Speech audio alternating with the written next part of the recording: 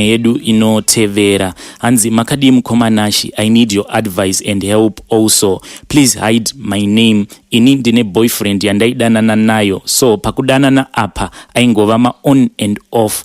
Pamwe ainyarara zvemwedzi wose ukamunyorera SMS hapinduri. So to cut my story short, ini hangu ndakazongonyararawo. Manje from nowhere ndakaona anditanga ku WhatsApp achitumira mafotos angu. Ini ndakamubvunza kuti ko indava, iye hapinduri, busy nekungotumira mafotos angu.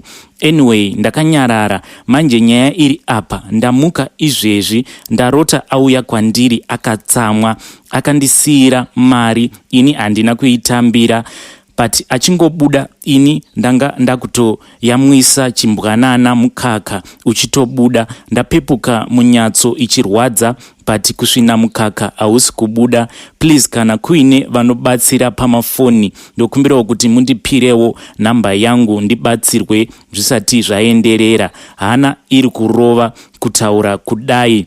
Apa zvakare mukomanashi, kumba kwandinoberekwa kuna bhodhi vangu vari kunzi vakarasika njere. Mukadzi nevana vakatotiza pamba ipapo. Ivo bhodhi vacho hanzi vakachera gomba mumba, vakabva vati kana ndikanzi ndafa, guva rangu ndinoda kuti richererwe mumba muno. Isu tangosara namuchembere chete. Mudhara vakashaya, manje vakasiya tsvimbo yavo. Asi tsvimbo iyi ndiyo yavaifamba nayo kana vachienda havo kunzendo dzavo. But kune vamwe bhodhi vari kutuka mai vachida tsvimbo iyoyo. Hanzi ndini ndasara pamba ndiri ini baba. So my sister akambofambawo ari kumusha ikoko achida kunzwa nyaya yabhodhi vadiki ava vari kurwara. Vakabva vanzi tsvimbo iyoyo musafa makaipa kumunhu ari kuichemera, nekuti mukangomupa ndiko kuchava kupera kwenyu mose. Ndiyo yanga iri nyaya yehanzvadzi yedu iyi. Veduwe vanhu havasi kurara mudzimba umu. Atumira message iyi around 3 or 4 am. So let's help her. Kana kuine vanokwanisa kumubatira minamato, regai tiende panyaya yedu inotevera. Hanzi ai mukomanashi, please post for me as Haidi. Ndauyawo nenyaya yangu. My story goes like this. Mumuri medu tiri vanhu vasina zvavo kubudirira, but zvekurarama tinokwanisa. Takazvarwa tiri 12. Pau 12 wedu tasara 4, vamwe 8 gone vakashaya. 3 years back my sister akangotanga kungobudirira from nowhere. Takangoti kuda mudzimu namwari wake zvainge zvamurangarira. Akabva auya kumba kwevabereki ndokuvakisa 8 roomed house ndokuvhura shop iyi yavhurwa. Mwana wevamwe bhodhi akatanga kurwara, then achibva afamba ndokunoita go back to sender. But pa back to sender apa, back to sender yakanobaya amai vedu ndo vakabva vatanga kurwara. Mushop mavo maingoonekwa nyoka every day, but kuitsvaka kuti uiuraye waisaiwana. Hapana kutora time. Mwana wasisi aiva kusouth akabva atsikwa nemota, akaita time asingaonekwi kusvika azowanikwa ari muhospital muICU. Akagaramo for about a month achibva afa. Uyo wekutsikwa nemotikari asati atsikwa, the other son wasisi ivavo akatombozviita overdose nemapiritsi achida kuzviurayira foni, but zvakazoramba hazvo. Then kuchibva kwazofa mudiki wacho, of which vana ava vane mitupo yakasiyana. Saka uyowo wekutanga zvimwe kuda vadzimu vake vanenge vakaramba naye. Zvadaro mwana uya afa asati avigwa, chitunha chichiri kuJoni. Sisi vakabva vatenga rori nyowani. Vanhu vakangoti zvimwe kuda ilaki. Takagara about 2 years kuchibva kwashayika umwezve musikana wemumba medu akangodona, ndiyo Sarai. Isu takangoviga hedu. Taviga kudaro takazoita mamvura. Tiri pamamvura aya vamwe mukoma vakabva varwa nevamwe bhodhi ndokubva varumwa ndokubviswa mino. Takazoona kuti zvaiitika zvainge zvanyanya, ndokubva tadeedza vamwe tsikamutanda ndokuuka pamba pedu vachibva vabata chinhu chaiva chakaruma mari ine ropa. chinhu ichi chakabatirwa mumusha wevabereki but chainzi ndechasisi. mukoma Nashi, kutaura kudai mumhuri hamuchina rugare, tava kungoita makakatanwa, umwe neumwe anongobuda akananga kwaakananga obva atodzoka achikupomera kuti iwe ndiwe uri kundiroya. Ndiyo yanga iri nyaya yamukoma vedu ava. Vachindiudza vanga vachiti sisi vavo vane hupfumi husingaiti. Regai tiende panyaya yedu inotevera. Hanzi, ai mukoma, please post for me. Ndauyawo pano kuzotsvaka help. I am a man ane makore 32. I am not married. Nyaya yangu ndeiyi. Mukoma, ini ndiri gweja, ndinoita zvekukorokoza. Mukukorokoza umu ndakati ndichishanda nevamwe vangu one day ndokubva tatadza kuwirirana ini neumwe mukomana pamusaka pechizera yangu yaainge atora. Pandakamubvunza akandipindura zvisina kundifadza. Ndakabva ndarwisana naye kusvika vamwe vangu vapindira. Takakutsanirana mukomana uyu tikamurova zvekusvika pakumuuraya. Tamuuraya mukomana uyu takazozviona pava paya kuti tainge tatouraya munhu, asi tichimurova taisada kuti afe. Munhu wese akashamisika kuti saka tatouraya munhu. Takabva tafunga kuti zano nderipi. Takatora mutumbi wake ndokubva tamukanda mumugodhi waiva nemvura zvekuti vanhu vaingofunga kuti akawira mumvura ega.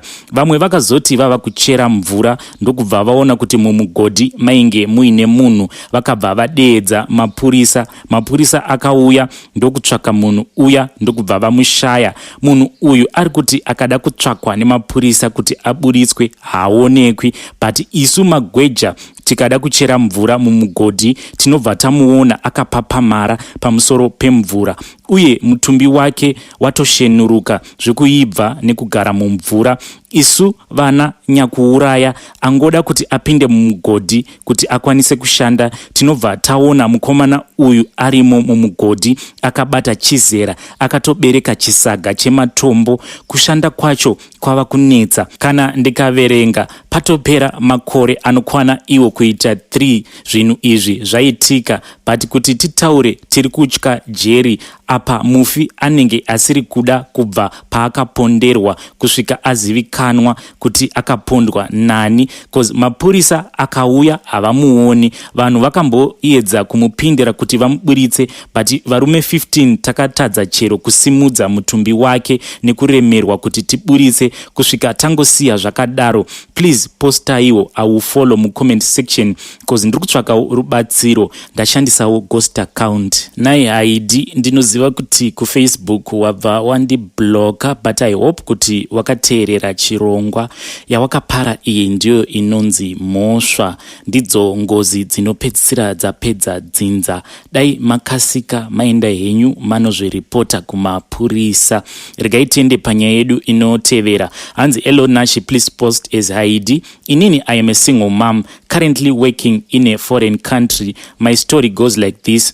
5 years back I was married to this guy, but sadly the marriage didn't work cause ndakaenda ndine nhumbu and iye akabva ati nhumbu iyoyo haisi yake, so hatina kuita nguva tiri tese.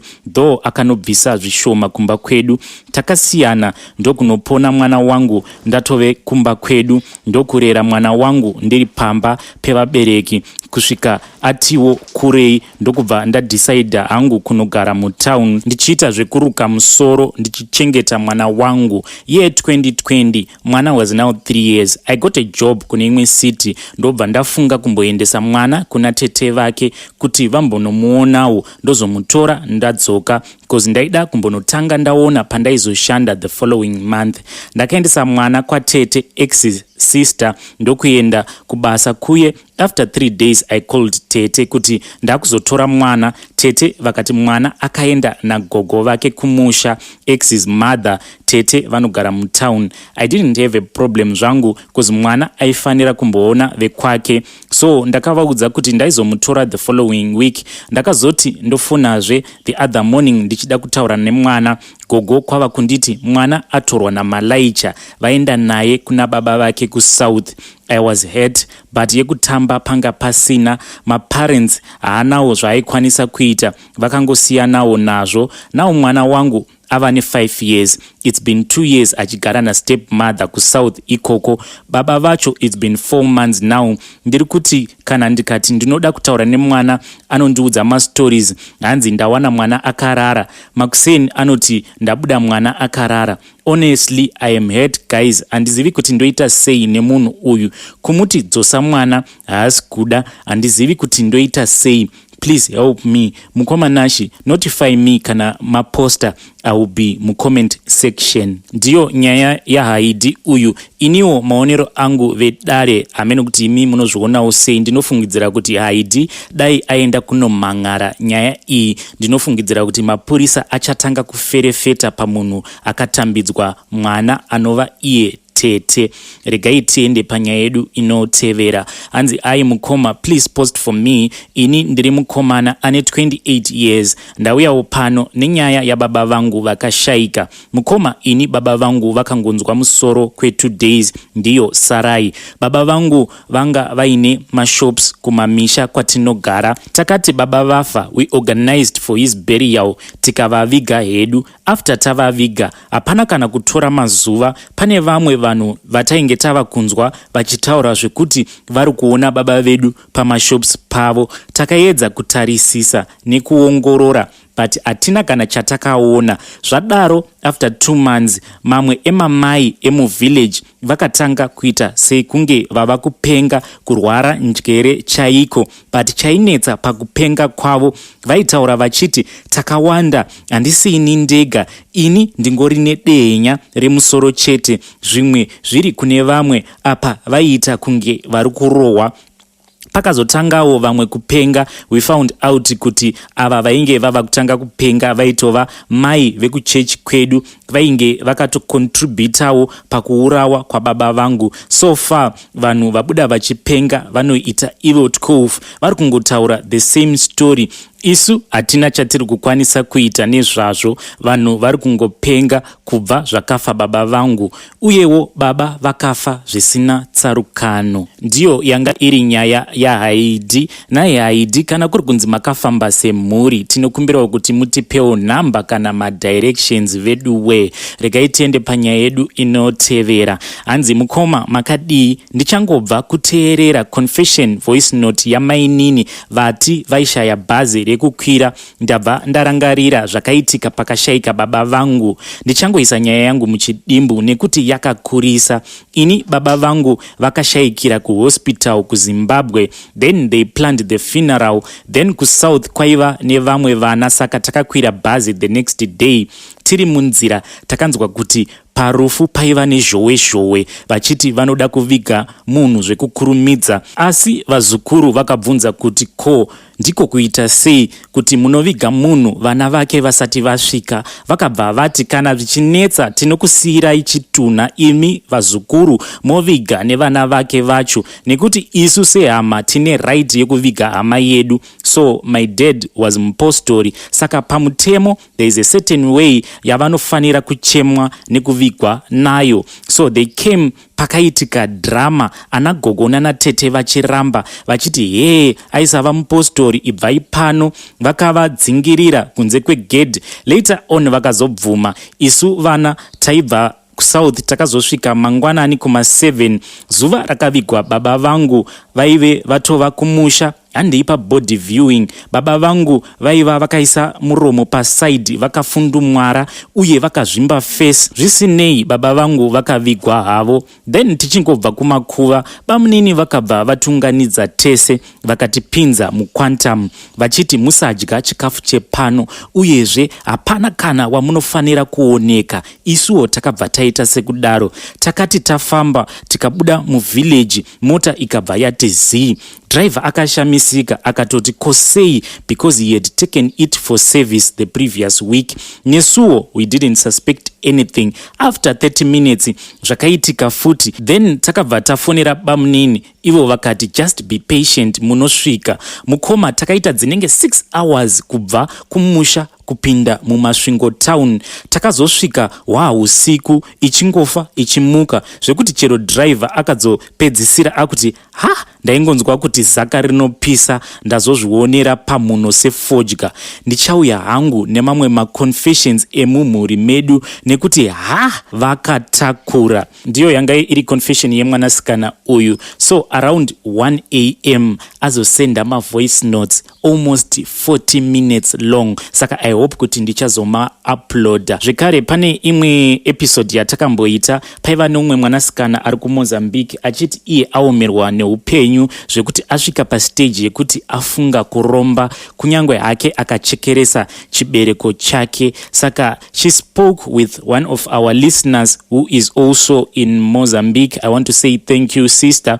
Saka vakazoripota back kwandiri vachiti mwanasikana uyu ari kuti iye she is a hairdresser. Vakabva vanditumira mapictures emawigi aanogadzira nemastyles ose aanogona kuruka musoro. Ndiwo mapictures amuri kuona awo. So I want to thank all the ladies vakabva kuface group redu vachiti vari kukumbirawo kuziva kuti mwanasikana uyu anorukira musoro ari kupi ikoko kuMozambique. So location yake ari kutete hanzi kunonzi kuBairo Azul. So if you are listening and uri mutete kuMozambique kuBairo Azul, please uyai ndikusanganise ine mwanasikana uyu and support a business. Mubva maziva kuti ndiye atova hairdresser wenyu. At least munenge matobvisa pfungwa dzaanga ava nadzo idzo dzekuti afunga kutengesa chibereko chake. Zvekare ndine prayer request. One of our listeners nezuro akauya kuWhatsApp akasenda voice note akati mukomanachi ini ndakaita nurse aid hanzi basa ndakatoriwana kuUK but since August process yacho yakabva yangomira nenhau yekuti sponsorship letter hanzi iri kunonoka kuuya which is abnormal netime frame yacho yavainge vakatarisira. So ndakabva ndaforwarda this voice note kuna Prophet Talent and he is willing to help. Saka my request kwamuri vadiwa vateereri ndiye kuti let us join hands with Prophet Talent as he pray for a breakthrough on behalf of our dear sister.